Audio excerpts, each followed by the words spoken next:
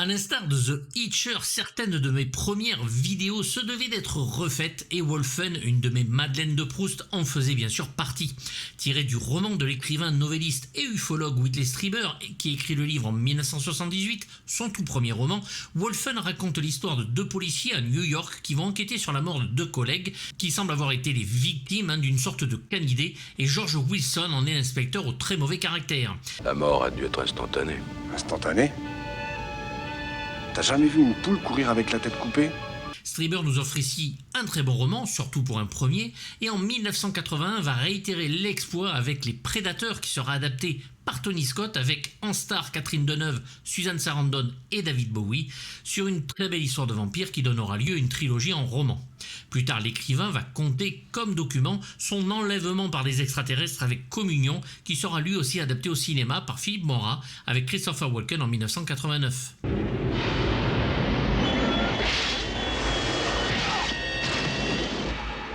Wolfen sera adapté en scénario par Michael Wadley, David Ayer et Eric Ross, ce dernier n'étant absolument pas crédité, et changeront les noms ou prénoms des personnages et vont accentuer bien sûr l'opposition entre nature et civilisation, croyances ancestrales et rationalisme. Ce ne sont pas des loups qui tuent, c'est Wolfen.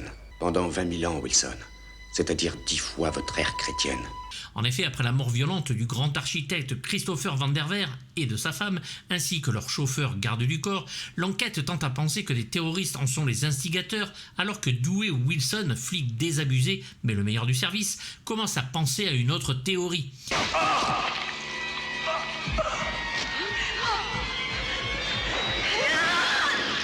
Des loups semblent être en liberté dans Manhattan, tuant et se nourrissant de personnes s'approchant trop près d'eux ou de clochards proches de la mort ou malades.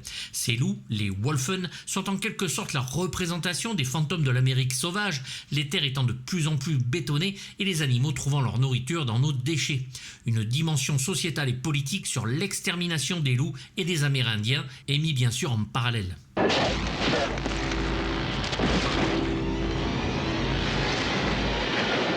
Le réalisateur Michael Wadley fut le réalisateur de Woodstock et va traverser la guerre du Vietnam, la mort de Kennedy, les hippies, les luttes raciales, sans compter toutes les drogues possibles. Et pourtant, quelle maîtrise ici dans le cadre et la façon de filmer décors et personnages. Si le film avait marché, quel réalisateur nous aurions pu avoir? Et il est étonnant de savoir qu'Orion va essayer de virer le réalisateur, et même finir par le faire, pendant la production du film, suite à des retards.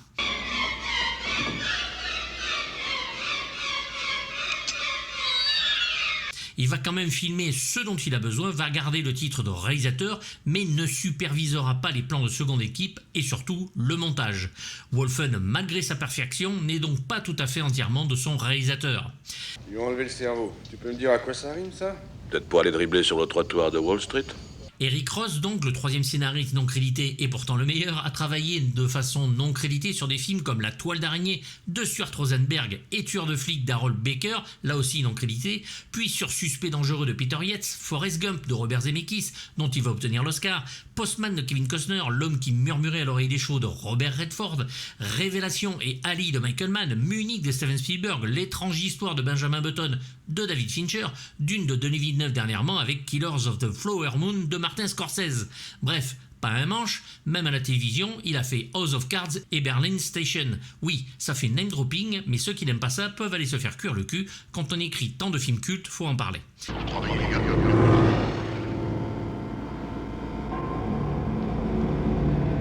À la photographie, nous avons Jerry Fisher qui fait des miracles avec un scope parfait et qui travaillait avec les plus grands comme Joseph Losey sur Monsieur Klein ou le Highlander de Russell Mulcahy. La Steadicam serait bien sûr utilisée pour la vision des loups, que l'on appelle l'Alien Vision, et c'est Garrett Brown, l'inventeur de la Steady, qui va filmer lui-même les scènes, autant dire que l'on ne pouvait pas faire mieux, et cela rend divinement bien.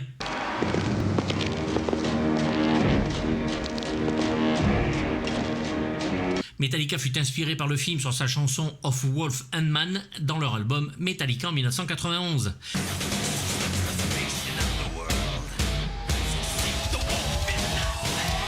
Pour les effets spéciaux, Robert Blalack va s'en occuper, et ce n'est pas un manche non plus, puisqu'il a travaillé sur le Star Wars de 1977 de George Lucas, avec un Oscar à la clé, le jour d'après de Nicolas Meyer, les Blues Brothers de John Landis, Y a-t-il un pilote dans l'avion des As, Au-delà du réel de Ken Russell, La Féline de Paul Schrader, Zoo, les guerriers de la montagne magique en collaboration avec Suark, ou le Robocop de Paul Verhoeven, de quoi être très fier. Moi, j'ai été enfant de cœur. Je me suis bien développé. J'en avais une. Il va participer à la vision des loups et de son rendu à l'écran, qui n'en doutons pas inspirera McTiernan sur Predator, comme on peut le voir sur l'interrogatoire des terroristes, en travaillant sur les couleurs bleues, rouges et vertes. On enregistre les variations de chaleur de 8 à 12 microns grâce au système thermographique. Pour la scène des loups à Wall Street, un quartier entier de New York fut barricadé par de hautes palissades afin de travailler avec les animaux en toute sécurité.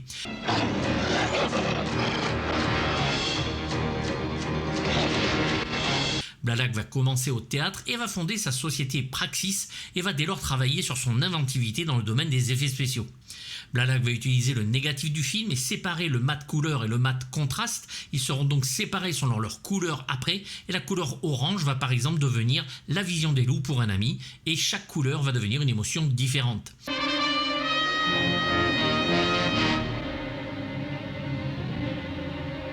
« 20 minutes de ces plans seront dans le film, ce qui est absolument gigantesque, aidé par du rotoscope et 10 mois de travail pour le tout. Le son a aussi bien sûr son importance capitale pour les scènes d'angoisse, comme celle de l'église avec ses cris de bébé qui filent vraiment la trouille, soutenue par une musique absolument imparable de James Horner.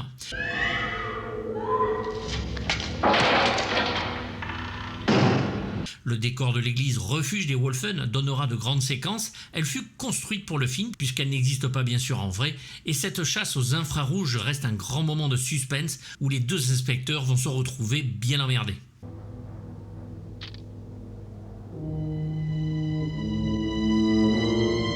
$17 millions de budget et un échec commercial malheureux à 10 millions de recettes et un peu plus de 600 000 $, et 620 000 entrées en France quand même, dont le prix spécial du jury au Festival international du film fantastique d'Avoriaz en 1982. Comme quoi la France, encore une fois, a reconnu le talent du monsieur.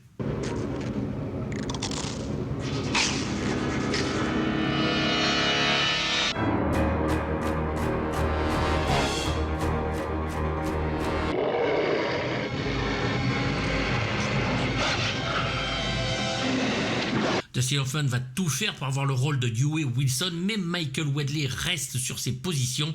Il ne veut qu'une personne, et quelle bonne idée, engager Albert Finney. Pourquoi tu es flic? Parce que j'aime tuer. C'est une habitude que j'ai prise et maintenant, elle me colle à la peau.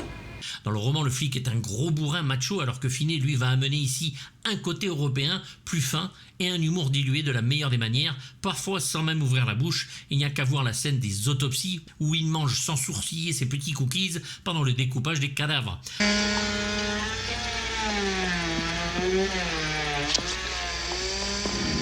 La relation qu'il a avec son chef est tout à fait géniale puisqu'il s'envoie des fions dans la gueule et des joutes verbales du meilleur effet. Elles sont hilarantes. Commissaire, monsieur le maire. Bravo, on a fait ça très bien. Et rappelle, pour ceux qui regardent en français, les dialogues de l'inspecteur Harry grâce à un Jean-Claude Michel encore impérial ici et un Francis Lax pour Warren absolument excellent. Si je t'emmerde, tu me le dis, hein? Je réfléchis. Ça me donne une expression que tu connais pas. Non. Un flic concerné et professionnel, mais qui prend tout par-dessus la jambe. En gros, il a l'air de se branler de tout ce qui se passe, alors qu'il est bien concerné.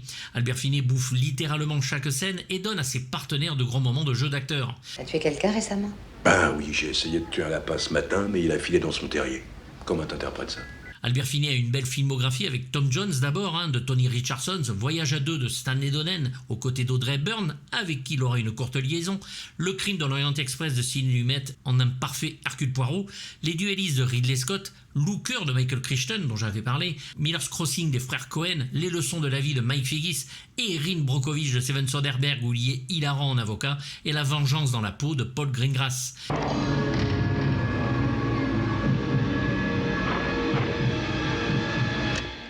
Il est probablement l'un des acteurs les plus récompensés de sa génération, particulièrement pour ses prestations sur les planches, malgré le fait qu'il travaille sans agent ni manager. Son dernier rôle est dans Skyfall, où il incarne Kincaid, le vieux garde-chasse. Albert Finney, malheureusement, meurt le 7 février 2019, à l'âge de 82 ans, des suites d'une courte maladie.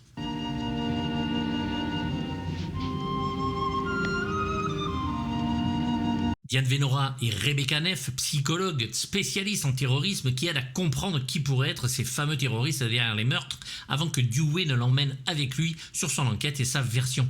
Il la drague sans gêne et ne semble pas être insensible à son charme et deviendra sa compagne. Tu veux que je te ramène? Un autre soir. Il la drague sans gêne et elle ne semble pas être insensible à son charme et elle deviendra même sa compagne.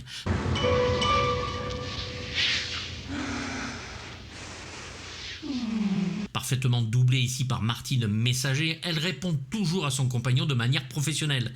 Diane Venora a aussi une très belle filmographie qui commence par ce film, puis ce sera le Cotton Club de Francis Ford Coppola, FX Effet de choc de Robert Mandel, Bird de Clint Eastwood, Hit de Michael Mann, Roméo plus Juliette de Baz Luhrmann, Le 13e guerrier de John McTiernan dont j'avais parlé aussi, Jugé coupable de Clint Eastwood et bien d'autres films. Dis donc, c'est pourtant vrai que les Indiens ont pas le vertige. Aussi vrai qu'on est des alcooliques nés. Travaillant à réparer ou surveiller l'état des ponts de New York et de Manhattan, Eddie Holt est interprété, que dis-je, habité par le grand Edward James Olmos qui va expliquer à Dewey cette perte du passé par la civilisation, détruisant tout sur son passage. Indiens et loups ont vécu en paix, deux grandes nations de chasseurs, dans un équilibre naturel. Et puis ça a été le massacre. Il montrera que parfois ce que l'on voit n'est qu'illusion en fonction de ce que l'on veut croire ou pas, et sa scène sur la plage est impressionnante, sous la musique de James Horner bien sûr, où il joue un homme loup convaincant, entièrement nu.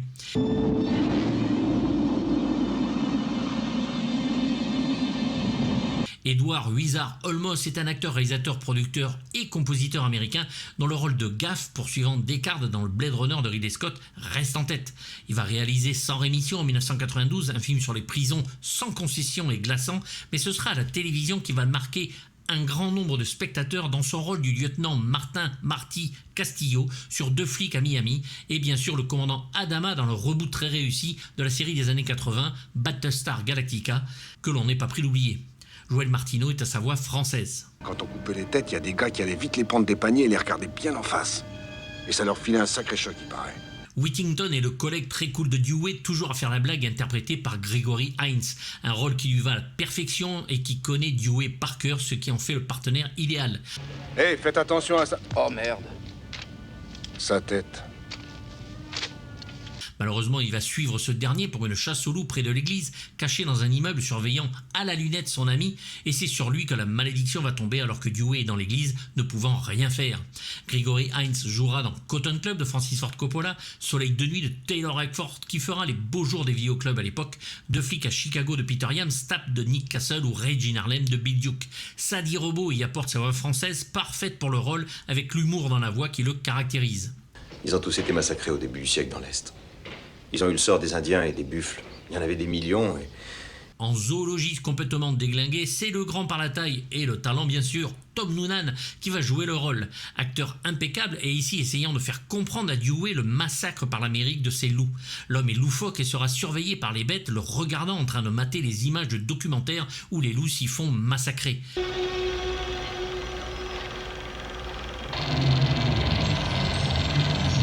Il va appeler les pompiers pour un feu inexistant afin que les sirènes arrivant fassent hurler les bêtes. Il va partir du boulot sur sa mobilette, se sentant épié, et va croiser ses loups. Et vite comprendre bien sûr que pour lui, il n'est pas leur ami.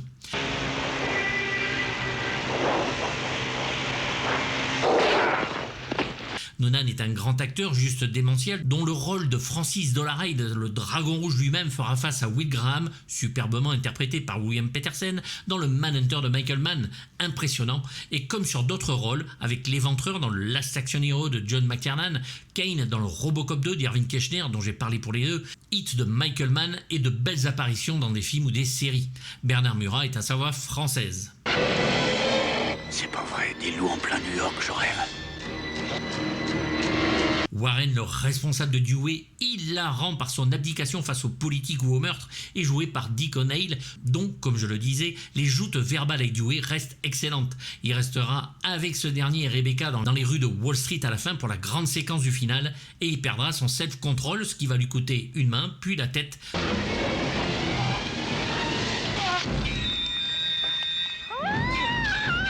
Donnant au spectateur la vision expliquée plutôt qu'une tête coupée vit encore quelques secondes sans comprendre ce qui lui arrive.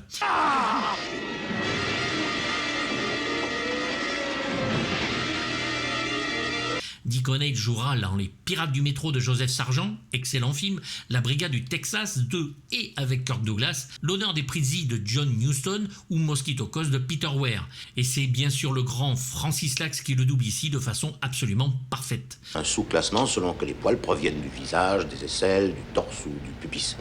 Ils sont tous différents. Et nous avons aussi en petite apparition en scientifique sur les poils James Tolkan qui sera le futur proviseur dans Retour vers le futur. Rappelez-vous, vous êtes un tocard McFly ou le commandant du navire dans Top Gun.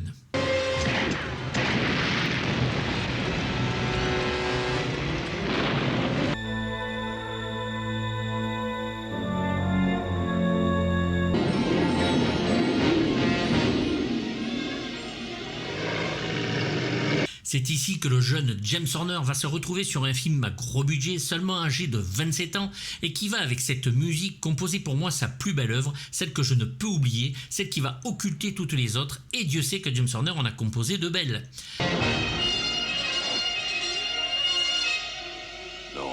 Non, Warren.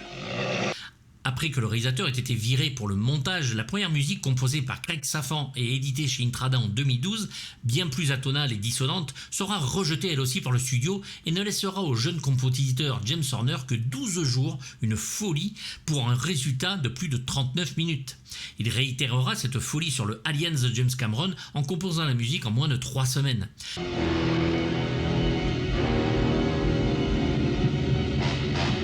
James Horner va se retrouver gratifié d'un orchestre de 67 musiciens.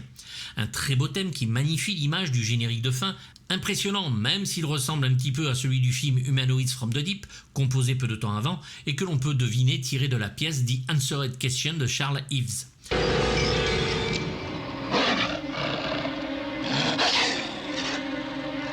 Le mystère et la tension y sont sublimés par l'utilisation de cordes et flûtes, puis devient dissonante et agressive pour les attaques parfois rythmées sur les pas des loups.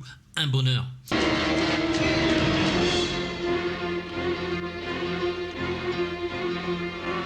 Une musique classique et contemporaine dont le langage et les motifs personnifient personnages et créatures. In the Church, l'église donc, sera le morceau qui va y distiller le plus d'angoisse, dont on ne peut ressentir que l'influence de Jerry Goldsmith, façon Alien, où la noirceur de la clarinette basse fait son petit effet.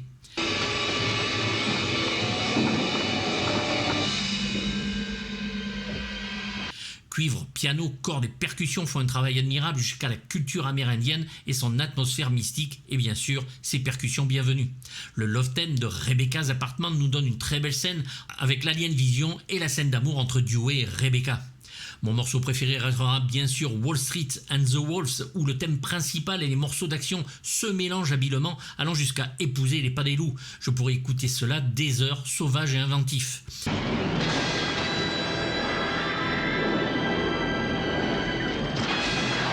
Le final sera un vrai climax où le son Wolfen prend clairement ici son ampleur et dont les sons sont au départ dissonants et feront par la musique comprendre aux loups que pour l'instant malheureusement ils peuvent reprendre le cours de leur vie, Dewey ayant massacré la maquette du projet Van der Veer, mais rien n'est conclu pour de bon.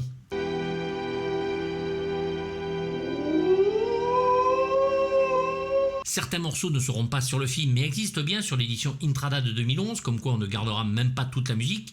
Il était temps en tout cas qu'elle sorte en CD. Mais dans le film, nous retrouvons aussi les morceaux qu'Horner avait écrits pour le film The Hand, La Main, d'Oliver Stone, avec lequel il avait détesté travailler. Horner nous balancera juste après 48 heures dans la gueule et en suivant son formidable Star Trek 2. Un chef-d'œuvre écrit à 27 ans, un bonheur d'écoute dont le seul dernier vrai Wolfen qui reste, Bruno Communal, en avait livré un petit paragraphe dans son livre sur les musiques de films que je vous conseille.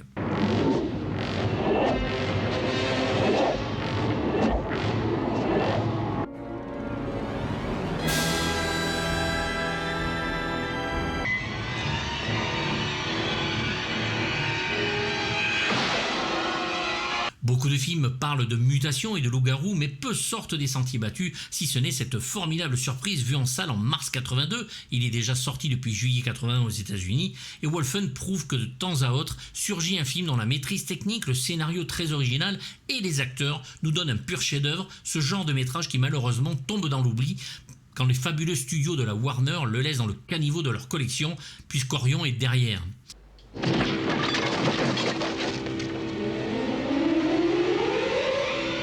Heureusement, certains chevaliers du produit physique règlent cela dans des Blu-ray de superbes factures, faits à la maison certes, vous pouvez m'envoyer un message privé pour en savoir plus. Il existe aussi en Blu-ray américain, mais sans sous-titres ni la merveilleuse version française.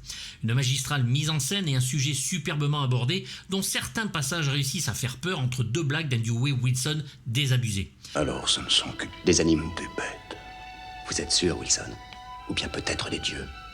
Malheureusement, Wolfen sortira entre le hurlement de Joe Dante et le loup-garou de Londres de John Landis, et il est à parier que le film aurait bien sûr bien mieux marché s'il était sorti ne serait-ce qu'un mois après le dernier. Un film magnifique et capital pour le cinéma fantastique, comme le fut d'ailleurs le Woodstock sur les films musicaux. Un film qui rappelle aujourd'hui que rien n'existe éternellement, de la film Orion, qui produit le film, qui a disparu depuis, aux 2 tours détruites en ce jour funeste du 11 septembre, aux forêts industrialisées et les natifs américains qui sont relégués aux tâches les plus simples dans certaines villes ou États, et c'est l'industrie et le profit qui détruit tout, le passé ne restant qu'un écho et démontre, bien sûr, que la société d'aujourd'hui est encore pire et que si les Wolfen avaient existé, nous aurions sûrement trouvé un moyen de les buter. À leurs yeux, c'est vous qui êtes le sauvage. Malgré votre technologie, vous avez perdu. Un film de genre original, inventif et avec un fond qui donne matière à réflexion, puisque pour moi, les messages du cinéma d'aujourd'hui de Mayburn, qui essaie de nous les enfoncer avec un chausse-pied pour y mettre les couilles, ce que Wolfen ne fait jamais. Il respecte pleinement le spectateur, et ce dès les formidables 20 premières minutes. Un énorme 8/6 que je monterai à 20/6 si je m'écoutais, qui sait même je lui foutrais 100.